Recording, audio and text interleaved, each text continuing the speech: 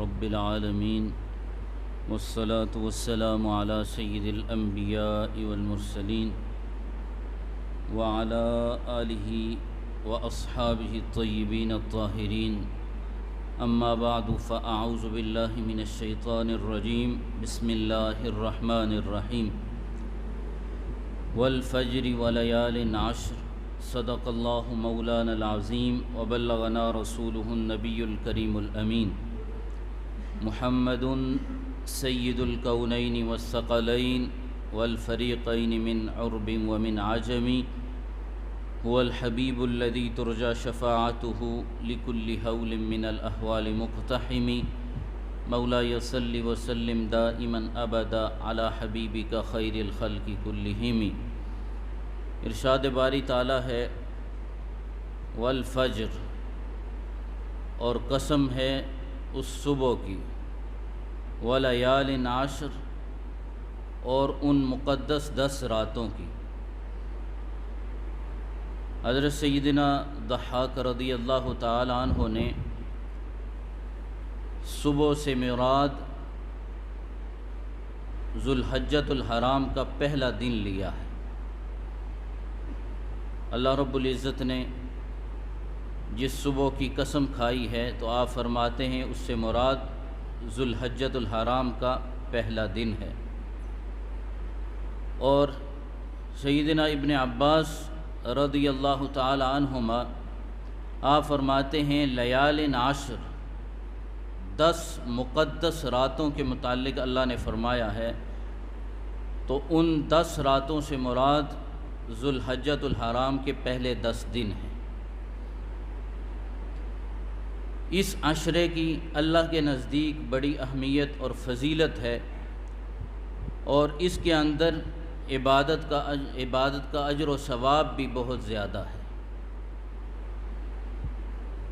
حضرت سیدنا ابو ہریرہ رضی اللہ تعالی عنہ نبی اکرم نور مجسم صلی اللہ علیہ وآلہ وسلم کے حوالے سے نقل فرماتے ہیں کہ آپ صلی اللہ علیہ وآلہ وسلم نے فرمایا کہ جن دنوں کے اندر عبادت کی جاتی ہے، عشرہ ذی الحجہ سے بڑھ کر محبوب دن اللہ کے نزدیک اور کوئی نہیں ہو سکتے۔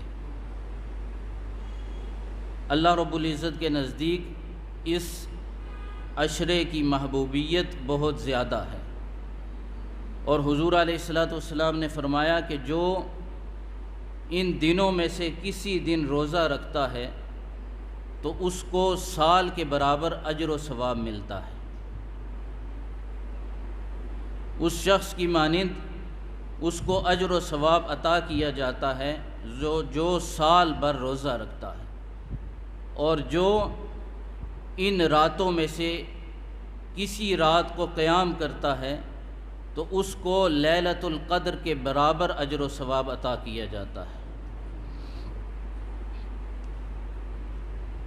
اللہ تبارک و تعالی نے اپنے بندوں کے لیے 3 عشروں کو چنا ہے۔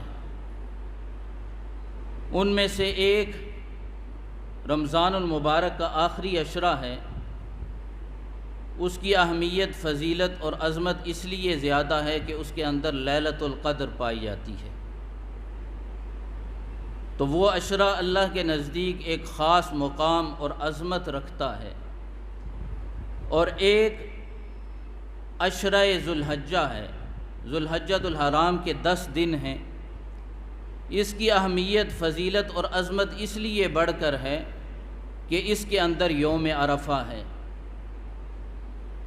اس کے اندر تلبیہ ہے، حج ہے، اور مناسک حج ہیں۔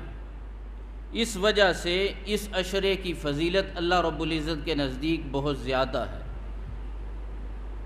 اور ایک عشرہ محرم الحرام کا ہے جس کے اندر یوم عاشور ہے۔ تو 3 عشروں کی عظمت اور فضیلت اللہ رب العزت کے نزدیک بہت زیادہ ہے۔ عشرہ ذوالحجہ، محرم الحرام کا عشرہ، اور رمضان المبارک کا آخری عشرہ۔ ام المؤمنین سیدہ حفصہ رضی اللہ تعالی عنہ، آپ اس کی عظمت کو، اس عشرے کی عظمت کو اس طرح بیان فرماتی ہیں کہ نبی اکرم نور مجسم صلی اللہ علیہ وآلہ وسلم نے اپنی حیات طیبہ کے اندر 4 کاموں کو کبھی ترک نہیں فرمایا۔ آپ نے 4 کاموں پر مواظبت فرمائی ہے، ہمیشگی فرمائی۔ فرمایا کہ ان 4 کاموں میں سے ایک کام عشرہ ذوالحجہ کے ابتدائی دنوں کے روزے ہیں۔ نبی آخر الزمان صلی اللہ علیہ وآلہ وسلم نے ان ابتدائی دنوں کے روزوں کو ترک نہیں فرمایا۔ دوسرے کام کے متعلق فرمایا کہ ایام بیض کے روزے تھے، ہر اسلامی مہینے کے 3 روزے، ان کو حضور علیہ الصلوۃ والسلام نے اپنی حیات طیبہ میں ترک نہیں فرمایا۔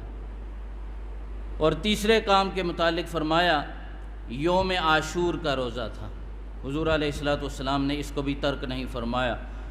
اور چوتھے کام کے متعلق فرمایا کہ فجر کی نماز سے پہلے 2 رکعتیں، ان کو حضور علیہ الصلوۃ والسلام نے اپنی زندگی مبارک کے اندر، حیات طیبہ کے اندر کبھی ترک نہیں فرمایا۔ فرمایا یہ 4 کام ہیں جن کو نبی کریم صلی اللہ علیہ وآلہ وسلم نے کبھی حیات طیبہ میں ترک نہیں فرمایا، ان پر ہمیشگی فرمائی، مواظبت فرمائی۔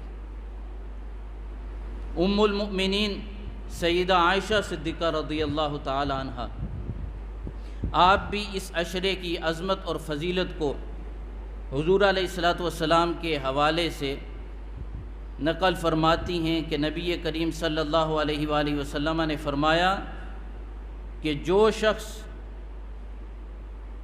ان 10 دنوں میں سے کسی دن روزہ رکھتا ہے تو فرمایا اس کو جو اجر و ثواب ملتا ہے وہ سارا سال جو شخص حج اور عمرہ کرتا رہتا ہے اس کی مانند اجر و ثواب ہے۔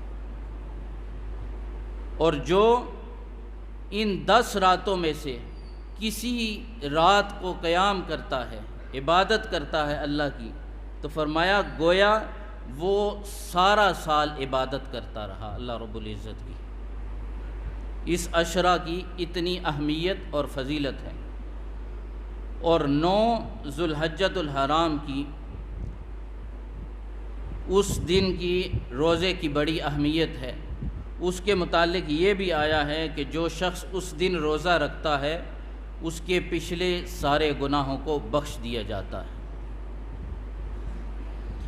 اس ماہ مبارک کا ایک خاص عمل وہ 10، 11 اور 12 ذوالحجۃ الحرام کو اللہ رب العزت کی رضا کی خاطر قربانی کرنا ہے، اور قربانی ہر صاحب نصاب پر واجب ہے۔